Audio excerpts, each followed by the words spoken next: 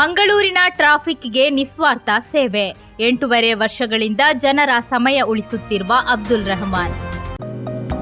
Unity Hospital 4 പതിറ്റാണ്ടുകാലത്തെ വിശ്വസ്ത സേവന പാരമ്പര്യവുമായി അത്യാധുനിക സംവിധാനങ്ങളുമായി യൂണിറ്റി ഹോസ്പിറ്റൽ മംഗലാപുരം.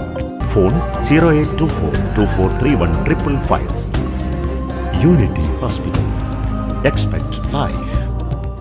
ಮಂಗಳೂರು ನಗರದ ವಿವಿಧ ಭಾಗಗಳಲ್ಲಿ ಕಳೆದ 8.5 ವರ್ಷಗಳಿಂದ ಸ್ವಯಂ ಪ್ರೇರಿತವಾಗಿ ಟ್ರಾಫಿಕ್ ನಿಯಂತ್ರಣ ಕಾರ್ಯನಿರ್ವಹಿಸುತ್ತಿರುವ ಬಜಾಲ್ ಪಕ್ಕಲಡ್ಕ ನಿವಾಸಿ ಅಬ್ದುಲ್ റഹ്മാൻ ಅವರು ಸಾರ್ವಜನಿಕರ ಪ್ರಶಂಸೆಗೆ ಪಾತ್ರರಾಗಿದ್ದಾರೆ. ಹಿಂದೆ ಲಾರಿ ಹಾಗೂ ಕಾರು ಚಾಲಕರಾಗಿ ಕಾರ್ಯನಿರ್ವಹಿಸಿದ್ದ റഹ്മാൻ ರಸ್ತೆಗಳಲ್ಲಿ ಉಂಟಾಗುವ ಸಂಚಾರ ದಟ್ಟಣೆಯಿಂದ ವಾಹನ ಸವಾರರು ಹಾಗೂ ಸಾರ್ವಜನಿಕರು ಅನುಭವಿಸುವ ತೊಂದರೆಗಳನ್ನು ನೇರವಾಗಿ ಕಂಡಿದ್ದರು. ಈ ಅನುಭವವೇ ಅವರನ್ನು ಯಾವುದೇ ಪ್ರತಿಫಲದ ನಿರೀಕ್ಷೆ ಇಲ್ಲದೆ ಟ್ರಾಫಿಕ್ ಕ್ಲಿಯರೆನ್ಸಿ ಕಾರ್ಯದಲ್ಲಿ ತೊಡಗಿಸಿಕೊಳ್ಳಲು ಪ್ರೇರೇಪಿಸಿತು. ಜನರ ಸಮಯ ಉಳಿಸುವುದು ಹಾಗೂ ಸಂಚಾರವನ್ನು ಸುಗಮಗೊಳಿಸುವುದೇ ನನ್ನ ಉದ್ದೇಶ. ಸಮಾಜಕ್ಕೆ ನನ್ನಿಂದಾಗುವ ಸಣ್ಣ ಸೇವೆ ಇದು ಎಂದು റഹ്മാൻ ಅವರು ತಿಳಿಸಿದ್ದಾರೆ. ನಗರದ ವಿವಿಧ ಜಂಕ್ಷನ್ಗಳು ಹಾಗೂ ಸಂಚಾರ ದಟ್ಟಣೆ ಹೆಚ್ಚಾಗುವ ಪ್ರದೇಶಗಳಲ್ಲಿ ವಾಹನಗಳ ಸಂಚಾರ ಸುಗಮಗೊಳಿಸುವ ಮೂಲಕ ಅವರು ಸಾವಿರಾರು ವಾಹನ ಸವಾರರಿಗೆ ನೆರವಾಗುತ್ತಿದ್ದಾರೆ. ಅವರ ನಿಸ್ವಾರ್ಥ ಸೇವೆಯಿಂದ ಸಾರ್ವಜನಿಕರು ಮತ್ತು ಸ್ಥಳೀಯ ನಿವಾಸಿಗಳಿಂದ ವ್ಯಾಪಕ ಮೆಚ್ಚುಗೆ ವ್ಯಕ್ತವಾಗುತ್ತಿದೆ.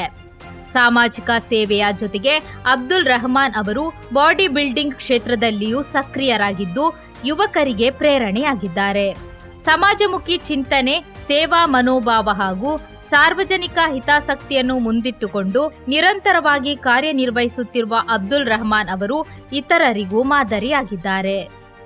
3:30ಗೆ ಬಂದ್ರೆ 8-9 ಗಂಟೆ ತನಕ 8-9 ಗಂಟೆ ಪಂಪೈಲಿ ಹೋಗ್ತೇನೆ. ಪಂಪೈಲಲ್ಲಿ ಬ್ಲಾಕ್ ಇದ್ರೆ ಅಲ್ಲಿ ಹೇಳ್ತೇನೆ. ಇಲ್ಲ ಕ್ಲಿಯರ್ ಇದೆ ಅಂತ ಹೇಳಿದ್ರೆ ನಾನು ಮೈನ್ ಜಂಕ್ಷನ್ ನಂತರ ಹೋಗ್ತೇನೆ. ಆಕ್ಚುಲಿ ಒಂದು 4 ವರ್ಷ ಮುಂಚೆ ಪದವಲ್ಲಿ ಮಾಡ್ತಾ ಇದ್ದೆ. ಅಲ್ಲಿ ನಮ್ಮವರು ಇನ್ನೊಬ್ರು ಇದ್ದಾರೆ. ಅವ್ರು ಹೇಳಿದ್ರು ನಿಮಗೆ ಸೌತ್ ಬ್ಲಾಕ್ ಹತ್ತಿರ ಆಗ್ತದೆ ಅಂತ ಹೇಳಿ ಇಲ್ಲಿಂದಲೇ ಮೂವ್ಮೆಂಟ್ ಮಾಡ್ಕೊಂಡು ಈಚೆ ಬಂದ್ರಾಯ್ತು. ಟ್ರಾಫಿಕ್ ನೋಡ್ಕೊಂಡು ಅಂತೇಳಿ ಆಗುತ್ತೆ. ಅದೇ ಮೂಮೆಂಟ್ ಅಲ್ಲಿ ಡೈಲಿ ಮುಗೇರು, ಪಂಪೈಲು, ಜಪಿನ ಮುಗೇರು ಈ ಕಡೆ ನಾನು ವರ್ಕ್ ಮಾಡ್ತಾ ಇದ್ದೇನೆ ಸಾಯಂಕಾಲ ಹೊತ್ತು.